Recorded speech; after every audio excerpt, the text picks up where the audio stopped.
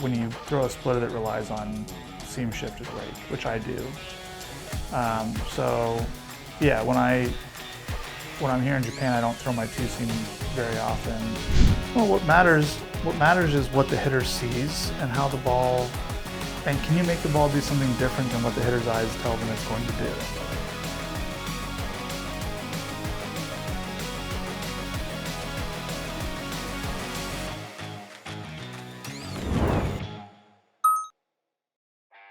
Yeah, the space between the seams is a little bit wider.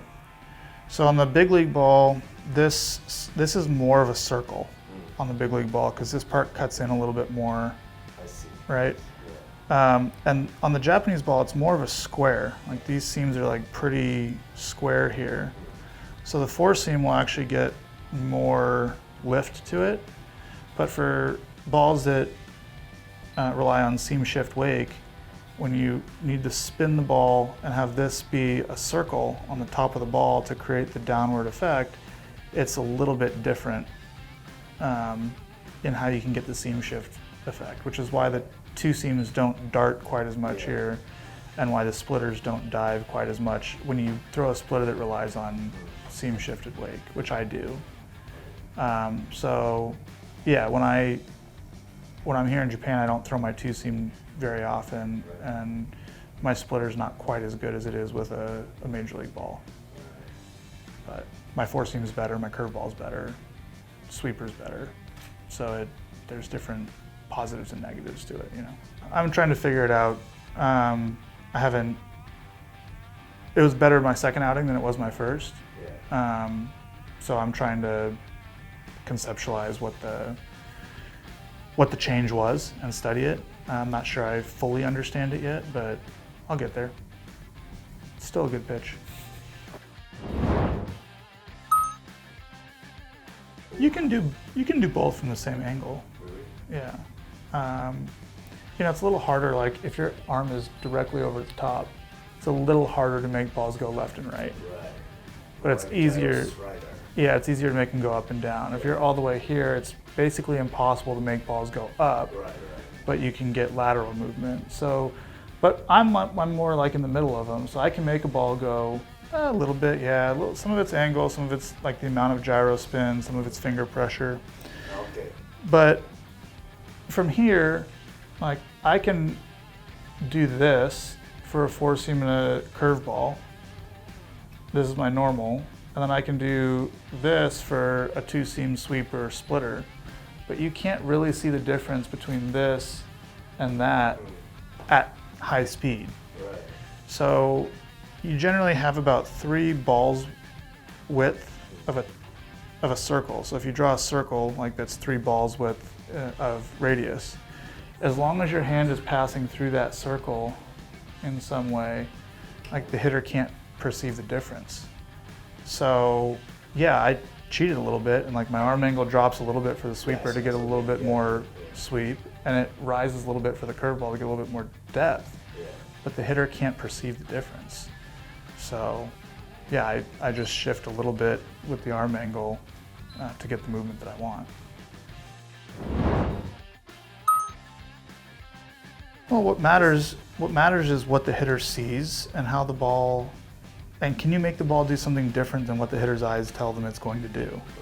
Some of that comes through tunneling, some of that comes through unnatural spin. By unnatural, I mean like either way slower or way faster than they're used to seeing. So spin rate in and of itself doesn't do you any good if the ball moves average. Because their eyes tell them, oh, it's going to be here, and then it ends up there, and they hit it. So like more spin rate is good if it takes you away from average. But then the axis that the ball is spinning on matters. The release height matters. Like if you threw from down here but had dead backspin on the ball, no one would be able to hit it because no one sees a ball from right here that has backspin at high velocity. So there's a lot of things that go into it. And I think that people oversimplify and like, oh, high spin rate's good. It's like, not inherently, like it gives you some benefits, but like you have to do other things too. Well, if you have, like if you're Imanaga and you throw low slot with backspin and you spin the ball 2,400, if you spun it 3,000, you could tell the hitter a fastball is coming and no one would hit it. So yeah, of course for him, higher spin rate would make a big difference.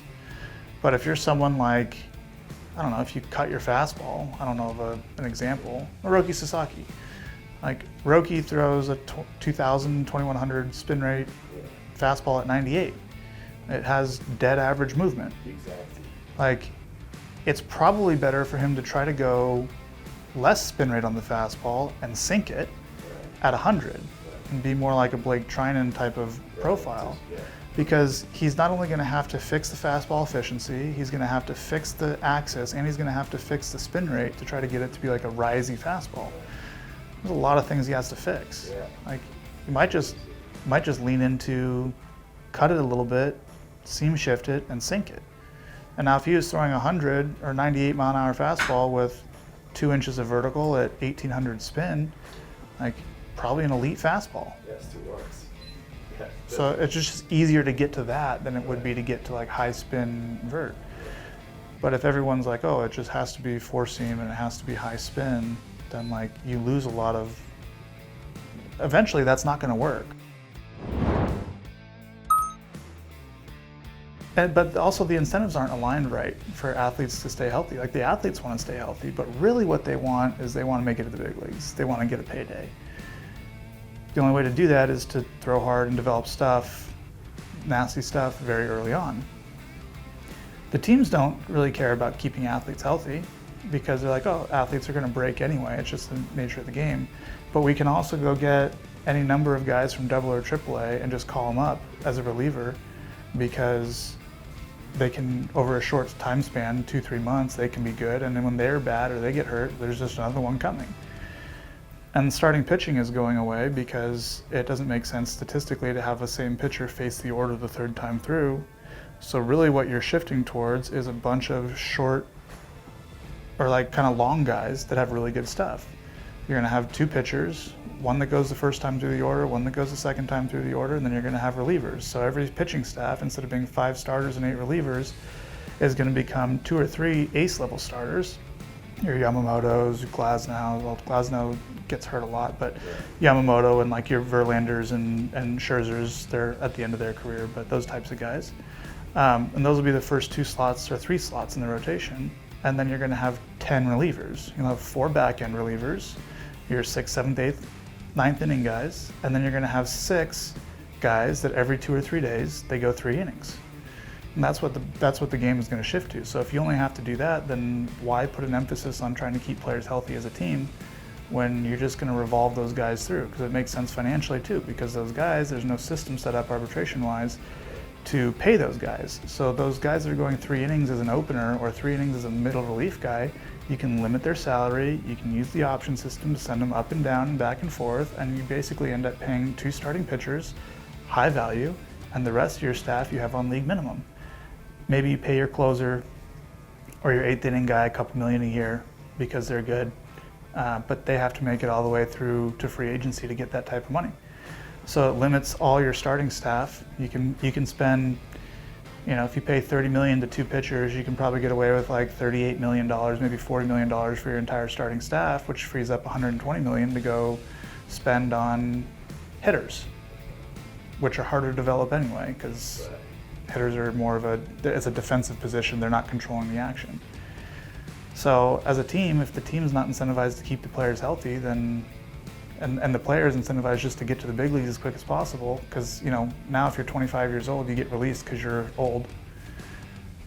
In those circumstances, how is the injury problem ever going to get fixed? All the incentives are to just get hurt, have Tommy John, because you get service time and you get paid. So if you can make it to the big leagues and have Tommy John there, it's like a 90-something% return rate on Tommy John. So you just get the year of service, you get the year of pay, you come back, you probably throw just as hard or harder.